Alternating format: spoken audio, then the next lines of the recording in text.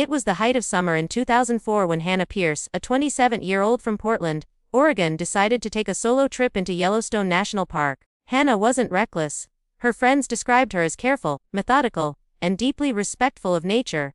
She had hiked in several national parks before, carried all the right gear, and even kept her family updated with check-in calls whenever she traveled.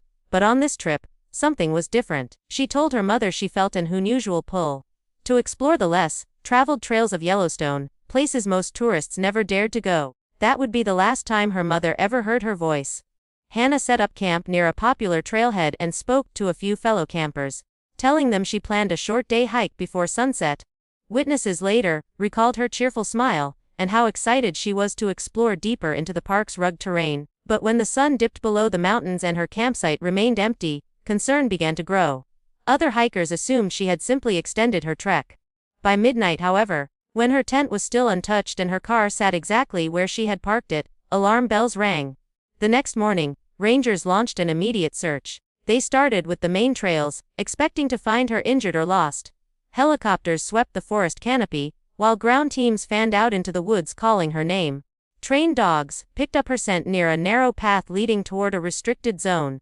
But the trail abruptly ended in the middle of the forest, as if Hannah had stepped off the earth itself. No footprints, no signs of a struggle, nothing but silence. The search widened over the following days. Flyers with Hannah's picture were posted in every ranger station and visitor center. Tourists were interviewed, drivers were questioned, and nearby cabins were inspected, yet not a single person had seen her beyond that first afternoon. Volunteers who joined the search recalled an eerie stillness that seemed to hang over the woods where she had vanished, as though the forest itself was hiding her. Even experienced trackers admitted they had never encountered such a sudden disappearance without some kind of trail. As days turned into weeks, hope began to fade. Hannah's family arrived at Yellowstone, walking the same trails she had, calling her name through the trees, but there was no answer. Her tent remained zipped, her car untouched, her belongings neatly in place, as if she had never even left. But she had left, and somewhere in the endless wilderness of Yellowstone, she was gone. And the deeper investigators looked, the more unsettling the mystery became. Nearly a month after Hannah's disappearance, just when hope had nearly dissolved, a ranger on patrol stumbled upon something unusual in a restricted section of the park. Tucked between two fallen logs, hidden beneath layers of pine needles, was a weathered backpack. When they checked the tags, it was confirmed. It belonged to Hannah Pierce. At first, it seemed like the breakthrough everyone had been waiting for. Searchers rushed to the area, expecting it would finally lead them to her. But instead of providing answers, the backpack only deepened the mystery. Inside, most of Hannah's belongings were still intact. A flashlight, a canteen half filled with water, her hiking journal, and even her wallet. There were no signs of struggle, no tearing, no dirt stains that suggested she had been dragged. The strangest detail, however, was the state of her map. Half of it had been burned, its edges blackened as though someone deliberately tried to destroy it. Why would Hannah, who was meticulous about navigation, burn her own map in the middle of a trip? And if someone else had done it, what were they trying to erase? Even more disturbing was a single page found tucked inside her journal. Unlike her usual neat handwriting and reflective notes about nature, this page bore a dark charcoal sketch. It depicted a circle surrounded by crude stick figures, drawn almost frantically. The figures had elongated arms, some bent into unnatural positions, and at the center of the circle was an unrecognizable shape, something between a symbol and a creature.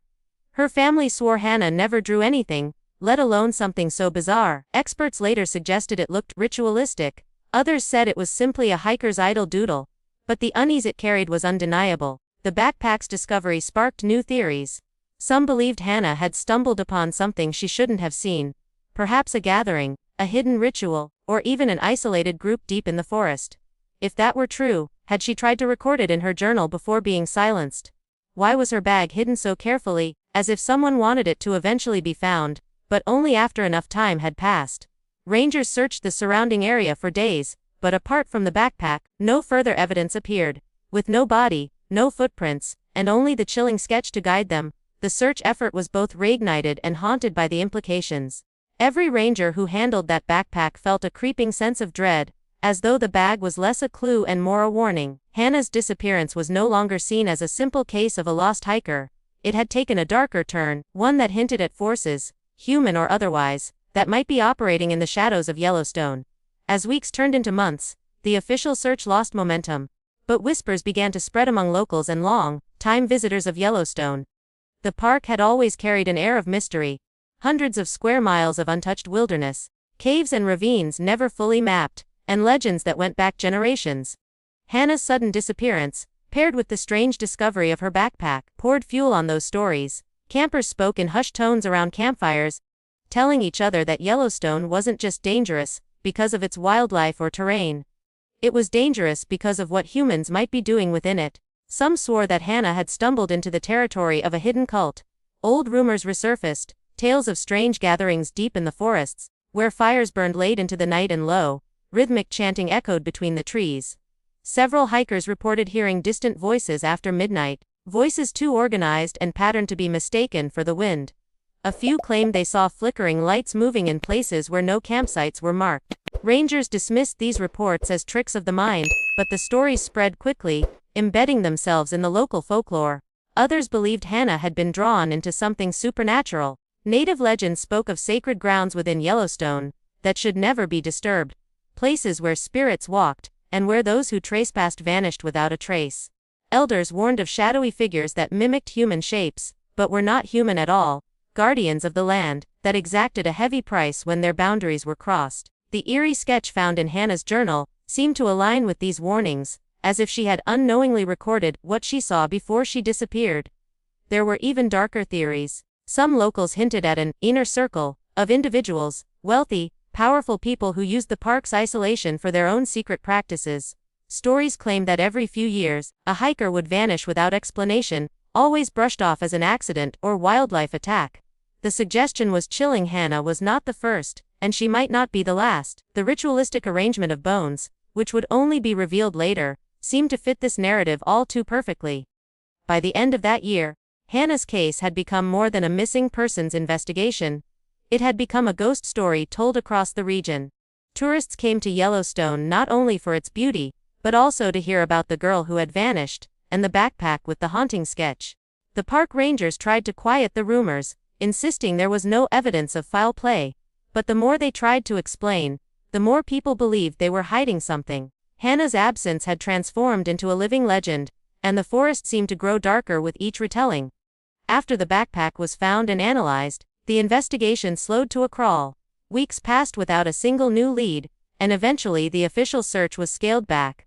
Hannah's family clung to hope, refusing to believe she was gone for good. They held vigils, organized volunteer searches, and begged the authorities not to close her case.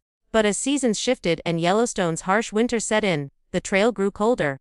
Snow buried the path she once walked, and with each passing day, the possibility of finding her alive slipped further out of reach. Despite the lack of progress, there was an undeniable heaviness around her disappearance that never went away. Park rangers admitted, in private, that Hannah's case disturbed them more than most. Experienced searchers could usually piece together what had happened to a missing hiker: an animal attack, a fall, or disorientation leading to exposure. But Hannah's vanishing defied all logic. One ranger later confided that it felt less like she had gotten lost and more like she had been taken. The silence stretched on. The media moved on to fresher stories, but among locals, Hannah's name was whispered whenever a tourist wandered too far from marked trails. Her family continued to visit Yellowstone, placing missing person flyers on bulletin boards even a year later, refusing to let her memory fade. Some visitors claimed they saw a young woman's figure standing deep among the trees, watching quietly before vanishing into the shadows.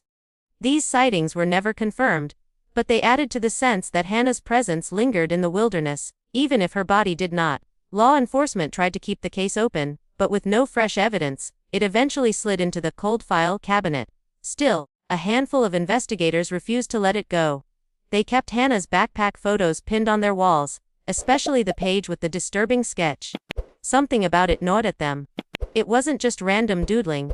It looked like a clue, like Hannah had tried to warn them about what she'd seen before she disappeared. But without proof, they had no choice but to wait. Then, in the dead of winter in 2006, 18 long months after Hannah vanished, fate intervened. A group of hunters exploring an off-limits section of Yellowstone stumbled upon something that would reignite the case in the most horrifying way imaginable. What they found wasn't just evidence of Hannah's fate. It was a revelation that confirmed the darkest rumors whispered about the park.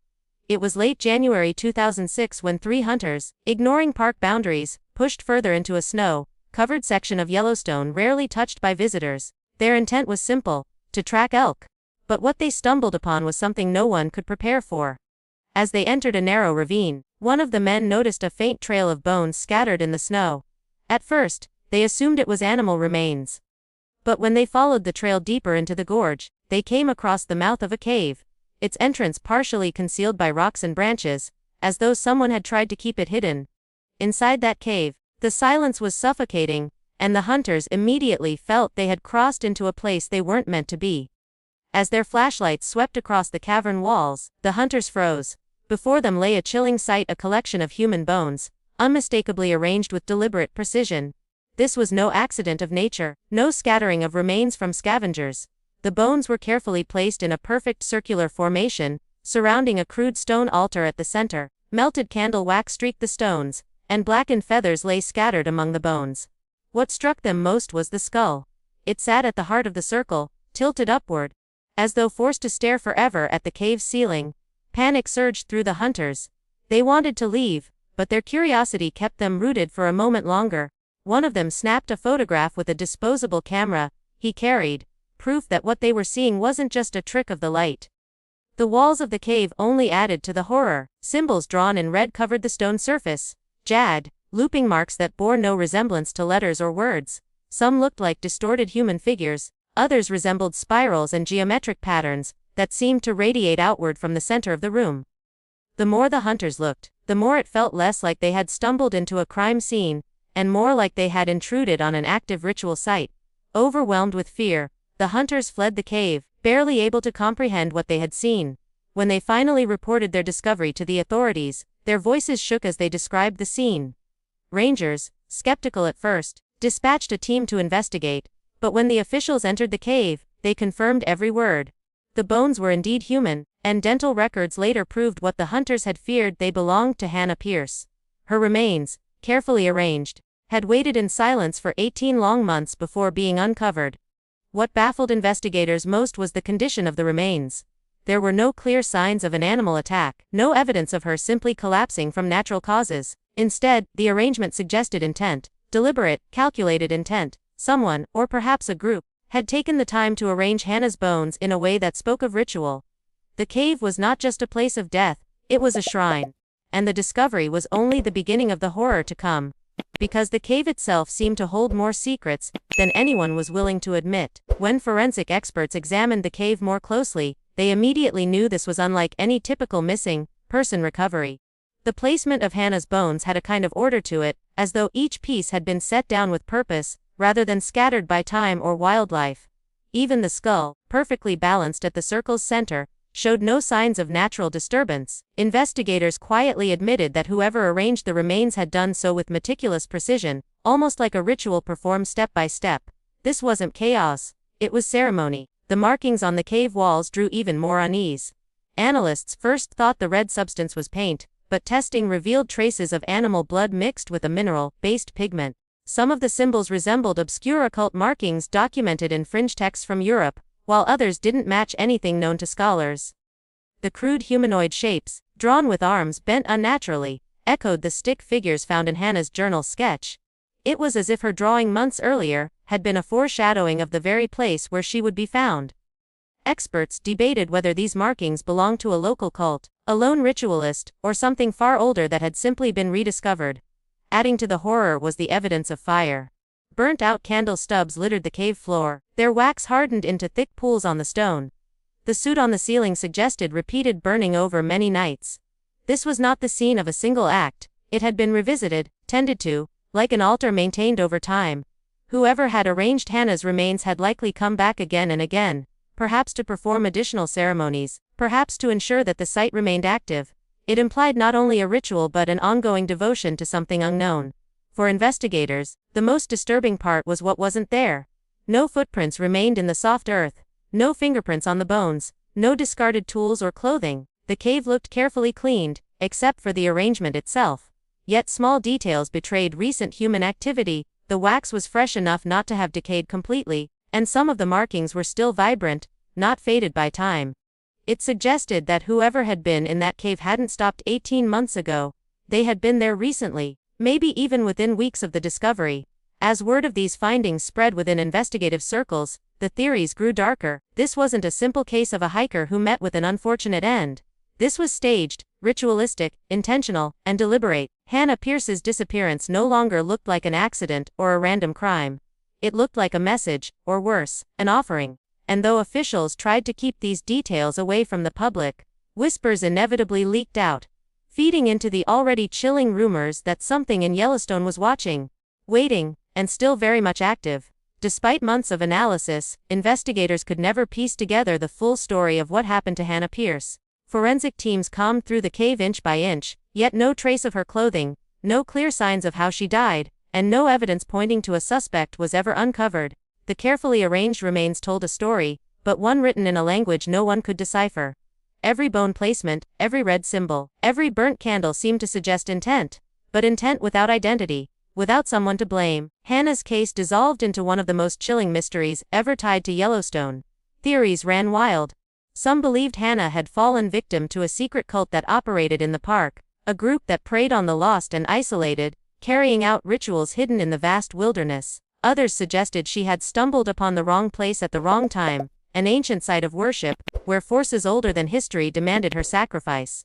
Even respected experts, who usually dismissed superstition, admitted the sheer precision of the bone arrangement was unlike anything seen in conventional criminal cases. The mystery was not just unsolved, it was unexplainable. Hannah's family, desperate for closure, pressed authorities for answers, but officials grew increasingly guarded. Certain details, like the freshness of the wax, or the fact that some markings looked recently reapplied, were kept out of public reports. This secrecy only fueled suspicion that the government knew more than it was admitting. Why hide evidence unless the truth was too disturbing to release? Some locals claimed rangers were warned not to speak about what was really found in the cave, as if the park's reputation mattered more than the life that had been lost. What unsettled everyone most was the possibility that Hannah's killer, or killers, were still out there, walking freely among the forests and mountains. Some visitors reported being watched while hiking, catching glimpses of figures just beyond the tree line. Others swore they heard faint chanting at night, echoing across valleys where no campsites existed. Each new rumor, whether exaggerated or not, wove itself into Hannah's story, ensuring that her case was never seen as a closed chapter, but rather as an open wound in Yellowstone's history. To this day, the cave remains sealed off, its exact location kept secret by park officials. Officially, the case is labeled as an unresolved homicide, but those who knew the truth admit it feels like something far more sinister. Hannah Pierce did not simply vanish into the wilderness. Her death carried with it a message, one written in bones, wax, and blood. And whatever that message was, it has yet to be fully understood. So in the end, what really happened to Hannah Pierce inside the vast, unforgiving wilderness of Yellowstone? Was she the victim of a hidden cult operating in the shadows, or did she stumble onto something far older, something that demanded a ritual sacrifice no one alive can fully explain? Her case remains unsolved, her cave sealed, and her story whispered in the same breath as Yellowstone's darkest legends. And perhaps the most haunting thought of all is this: if Hannah's remains were found arranged so deliberately, it means someone, or something, took the time to place them there. Which raises one final question that still lingers to this day: if the ritual was completed with Hannah, then who, or what, is it waiting for next?